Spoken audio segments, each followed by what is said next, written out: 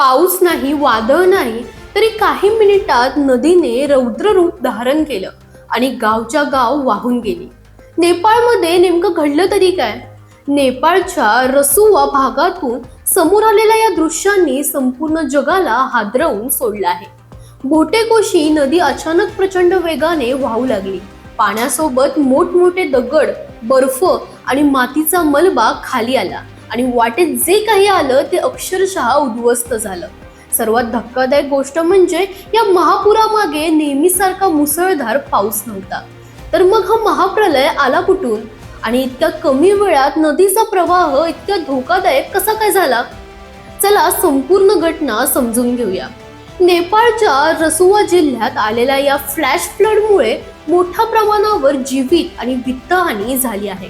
उपलब्ध माहितीनुसार 160हून अधिक लोकांचा मृत्यू झाला असून 750 पेक्षा जास्त लोक बेपत्ता आहेत. या पुराचा फटका वाहतूक व्यवस्थेलाही मोठ्या प्रमाणात बसला. 35 पूल आणि 45 झुलते पूल वाहून गेल्याचं सांगितलं जाते.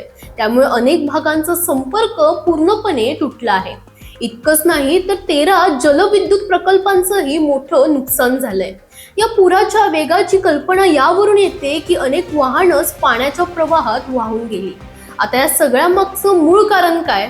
यासाठी संशोधकांनी ग्लेशियर कोलॅप्स आणि आईस रॉक्स शक्यता व्यक्त केली आहे. ग्लेशियर म्हणजे डोंगरांवर हजारो वर्षांपासून साचलेला बर्फांचा प्रचंड थर. उंच पर्वतीय भागात एखादा ग्लेशियर अस्थिर झाला आणि त्याचा मोठा भाग अचानक तुटून खाली कोसळला तर तो केवळ बर्फ घेऊन खाली येत नाही, त्याच्यासोबत खडक, माती आणि मोठ्या प्रमाणात मलबाही खाली येतो. नेपाळमध्येही असंच काहीच घडल्याची शक्यता आहे. उपग्रह छायाचित्रांच्या आधारे समोर आलेल्या माहितीनुसार ग्लेशियरचा एक मोठा भाग सुमारे 5200 मीटर उंचीवरून तुटून जवळपास 1200 मीटर खाली कोसळला. आता विचार करा, इतक्या उंचीवरून बर्फ आणि खडकांचा प्रचंड भाग खाली कोसळला तर त्याची ऊर्जा किती असेल? या धडकेमुळे नदीच्या प्रवाहात अचानक मोठ्या प्रमाणात बर्फ, पाणी आणि मलबा मिसळला आणि त्यानंतर तयार झाला तो अत्यंत वेगवान फ्लॅश फ्लड. यामुळे नदीकाठच्या लोकांना स्वतःला वाचवण्यासाठी फारसा वेळच मिळाला नाही.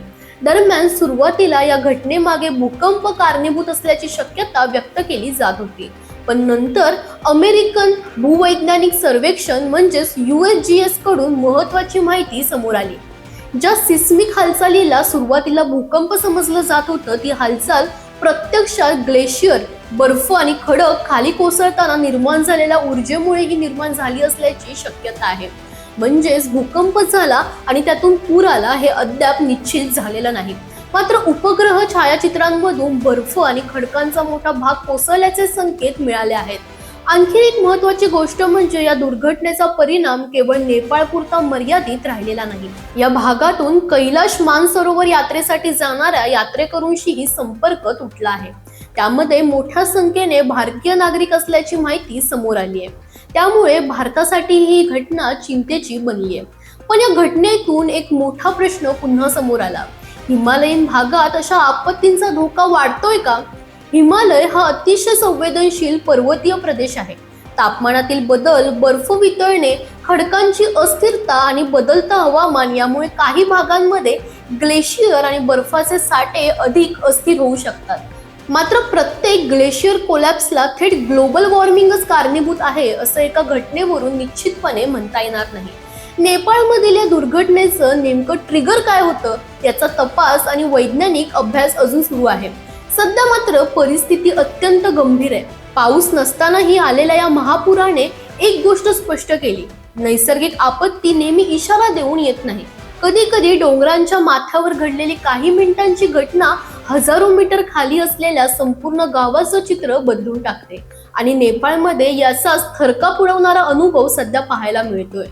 दरम्यान तुम्हाला ही माहिती कशी वाटली आम्हाला कमेंट करून नक्की सांगा आणि अशाच अपडेटसाठी इंडिया लीडर YouTube चॅनलला सबस्क्राईब करायला विसरू नका.